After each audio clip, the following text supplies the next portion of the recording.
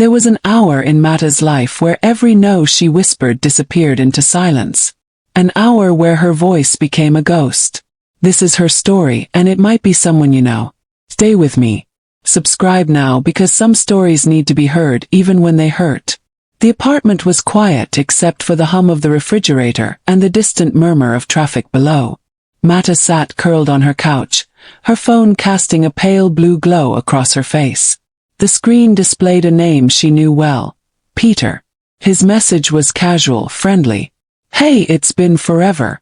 Want to catch up? My place. Just like old times." She smiled. Not the wide, carefree smile of her youth, but the careful, measured smile of someone who had learned to be cautious. Peter. They'd been friends once, years ago, back when life felt simpler. Back when laughter came easily and trust didn't require a second thought. "Sure," she typed back. "What time?" The reply came instantly. 8 p.m. "I'll make that pasta you used to love." Matta's heart warmed at the memory. She remembered late-night study sessions, shared jokes, the comfort of someone who seemed to understand her.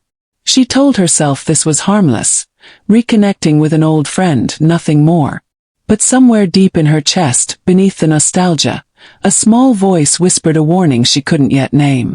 She silenced it with hope. Peter's apartment smelled like garlic and rosemary. Soft jazz played from a speaker in the corner. Everything was designed to feel safe, familiar, comfortable. "Here," he said, handing her a glass of red wine. His smile was the same one she remembered. Easy, confident, disarming. "Thanks," Matta said, taking the glass but not drinking. She noticed how his eyes lingered on her, and she told herself it was just friendliness, just nostalgia. They talked about old times, laughed about embarrassing moments from college. He sat closer than she expected, his knee occasionally brushing hers. Each time she shifted slightly away. Each time he moved slightly closer. "You look good, Matta," he said, his voice dropping into a register she didn't recognize. "Really good." "Thanks," she repeated, the word feeling hollow. The conversation continued, but something in the air had shifted. The warmth she'd felt earlier began to feel heavy, suffocating. His compliments felt less like kindness and more like strategy. When he refilled her glass without asking, she said, "I'm okay, actually." "Come on," he interrupted with a laugh. "Don't be boring. We're celebrating." "Celebrating what?" she asked. "Reconnecting," he said, raising his glass. His eyes held hers too long. She drank to fill the silence. Matta's hands betrayed her before her words could. Her fingers twisted together, knuckles pale from pressure. Peter was talking about work, about travel, about how much he'd missed having her around, but the words blurred into background noise. She felt his hand on her shoulder. "You're tense," he observed. "Relax. Relax." The word felt like a command disguised as concern. "I should probably go," Matta said, her voice thin. "It's getting late."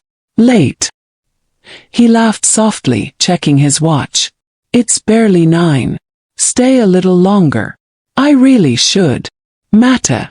His tone changed, still friendly but edged with something else. Disappointment. Manipulation. "I went through all this trouble. Made dinner. Cleared my schedule. You're really going to leave already?" Guilt twisted in her stomach. The familiar ache of not wanting to disappoint, not wanting to seem rude, not wanting to cause a scene. "I'm sorry," she heard herself say, though she didn't know what she was apologizing for. He moved closer. She stepped back. He followed. "You used to be fun," he said, still smiling, still making it sound like a joke. "What happened to that girl?" She learned to protect herself, Matta thought. But she didn't say it. Instead she said, "I'm just tired." "Then lie down," he suggested, gesturing to the couch. "Rest a bit." "I don't mind." Every cell in her body screamed to leave. But her mouth said, "Okay. Just for a few minutes." If you've ever felt trapped by politeness, if you've ever said yes when you meant no, hit that like button. Let Matta know she's not alone. There are moments when the body decides what the mind cannot. When words become impossible. When no gets trapped behind a wall of fear, confusion, exhaustion. When silence becomes the only shelter left. Matta stopped saying no. Not because she agreed. Not because she wanted this. But because every no she'd offered had been laughed away, reasoned with, ignored. Don't be like that. You know you want to. Why are you making this difficult? Just relax. So she went quiet. Her body went still. Somewhere inside herself, she found a small, dark room where her mind could hide while time did something terrible to the girl she used to be. Peter mistook her stillness for consent. He smiled. He touched. He took. And Matta disappeared. Not physically, but in every way that mattered. The girl who walked into that apartment died a little. The girl who believed in old friendships and safe spaces learned that trust is a luxury not everyone can afford. She stared at a water stain on the ceiling, shaped like a bird with broken wings, and counted her breaths. 1, 2, 3. Anything to be anywhere but here. Time moved strangely. An hour felt like seconds and centuries at once. She didn't cry. Tears required presence, and she had fled somewhere deep inside herself where even pain couldn't fully reach. When it was over, he kissed her forehead. "That was nice," he said. "I've missed you." She said nothing. He interpreted her silence as agreement. The sun rose. It always does, indifferent to the night's cruelties. Morning light filtered through Peter's blinds, painting golden stripes across the walls. Somewhere outside, a car horn honked. Dog barked. The world continued its rotation, utterly unchanged. Except for Matta. She lay awake, eyes dry and burning. She hadn't slept. Couldn't sleep. Every time she closed her eyes, she felt the weight of that hour pressing down on her chest, stealing her breath.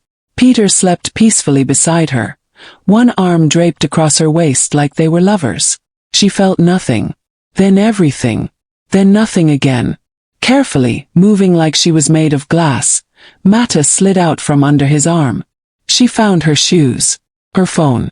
She didn't look back as she opened the door and stepped into the too bright morning.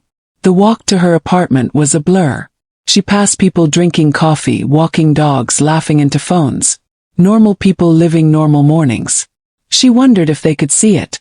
The wrongness written across her skin, the violation staining her like invisible ink. Back in her own apartment, she stood in the shower until the water ran cold. Scrubbed her skin until it was raw. But no amount of soap could wash away the feeling of being erased. She avoided mirrors. She knew what she'd see. A stranger wearing her face. This is the reality for thousands who suffer in silence. If this story matters, if awareness matters, subscribe. Help break the silence. 3 days later, Matta finally looked in the mirror. She'd avoided her own reflection like it might confirm what she feared most, that she was different now. Broken. Her face looked the same. That was the cruelest part. Same brown eyes. Same dark curls, now limp and unwashed. Same full lips that used to smile freely. But behind those familiar features was a stranger. Someone who had learned that her body could be a battleground she lost without ever fighting. "He didn't force me," she whispered to her reflection. The words tasted like acid. Like self-betrayal. "I went there willingly. I didn't scream. I didn't fight back. I just froze." Her reflection didn't argue. Didn't offer comfort. "Maybe it was my fault," she continued, her voice cracking. "Maybe I led him on. Maybe if I'd been clearer, stronger, louder." Sob cut her off. Then another. Then she was crying. Great, wrenching sobs that came from somewhere primal and wounded. She slid down to the bathroom floor, arms wrapped around her knees, and let herself break. Because sometimes breaking is the first step toward healing. Sometimes you have to fall apart to understand you were never the one who was broken. It took Matta 6 weeks to say the word out loud. Salt. She tried other words first. Uncomfortable experience. Miscommunication. Regrettable encounter. But her therapist, A kind woman named Dr. Shaw with patient eyes and a voice like calm water, kept gently redirecting her. What you're describing, Dr. Shaw said, is coercion. It's a violation of consent. But I didn't say no, Matta protested, the same guilty mantra she'd been repeating for weeks. Did you say yes? Matta opened her mouth, closed it. I didn't say anything. Exactly. Dr. Shaw leaned forward slightly. Matta, silence isn't consent. Freezing isn't consent. Being too afraid or confused to fight back isn't consent. Consent is an enthusiastic, freely given yes. Anything less is not consent. The words landed like stones in still water, creating ripples that touched every corner of Matta's understanding. But he acted like everything was normal, Matta said weakly. Afterward, he texted me asking when we could do it again. He didn't think he did anything wrong. That doesn't change what happened to you, Dr. Shaw replied gently. Many perpetrators don't see their actions as wrong because we live in a culture that teaches people, especially women, to be polite above all else, to not make waves, to protect other people's comfort at the expense of their own safety. Matta felt something crack open in her chest. Not breaking, opening. It wasn't my fault, she said slowly, testing the words. It wasn't my fault, Dr. Shaw confirmed. Matta said it again, stronger this time. It wasn't my fault. For the first time in 6 weeks, she felt a sliver of light pierce the darkness. If you believe every voice deserves to be heard, if you believe healing is possible, subscribe and share this story. It could save someone who's drowning in guilt that isn't theirs to carry. Healing isn't linear. Some days Matta woke up feeling strong. Other days, the weight of that hour pressed down so hard she could barely breathe. But slowly, painfully, beautifully slowly, she learned to reclaim herself. She learned that her freeze response wasn't weakness. It was her nervous system trying to protect her the only way it knew how. She learned that trauma doesn't have a timeline, that healing happens in spirals, not straight lines. She learned to say no, firmly, clearly, without apology, in every area of her life. No to friends who demanded her time without reciprocation. No to family members who dismissed her boundaries. No to anyone who made her feel small. And most importantly, she learned to say yes, to therapy, to support groups, to friendships that felt safe, to mornings where she could look in the mirror and recognize the woman staring back. 6 months after that hour, Matta stood in front of a small gathering at a survivor support group. Her hands trembled slightly as she gripped the edges of the podium, but her voice was steady. My name is Matta, she began. And I'm a survivor of sexual coercion. The words didn't feel like acid anymore. They felt like truth. I used to think that hour defined me, she continued. That I was permanently broken, permanently stained. But I've learned that what happened to me is something that happened to me, not something I am. Around the room, heads nodded. Eyes shimmered with recognition. I've learned that the most powerful word in the human language is no. And I've learned that I deserve to be heard. When she finished speaking, a young woman approached her, maybe 22, with scared eyes and shaking hands. Thank you, the woman whispered. I thought I was the only one who froze. Who didn't fight. Matta took her hands. You're not alone. You were never alone. In that moment Matta understood.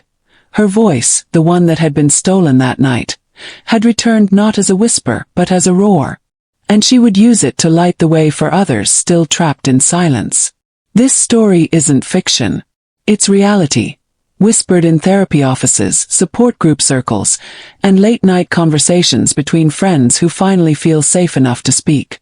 It's the reality of the college student who froze during a date, the professional who couldn't say no to a colleague, the wife who thought submission was love, the teenager who didn't understand she had the right to stop at any time.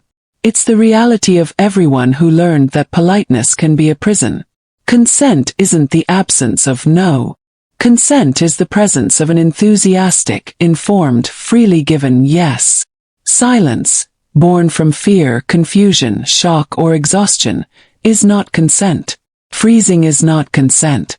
Failing to fight back is not consent. Being too scared to run is not consent. And the burden of clarity never, ever falls on the victim. Matta's hour of silence became her lifetime of voice. But countless others are still trapped in that hour, still blaming themselves, still carrying guilt that belongs to someone else, still convinced that their trauma doesn't count because it didn't look like the assaults we see in movies. To anyone listening who recognizes themselves in Matta's story, it wasn't your fault. You didn't lead them on. Your freeze response was survival, not consent. You deserve healing. You deserve to be believed. You deserve to reclaim your voice.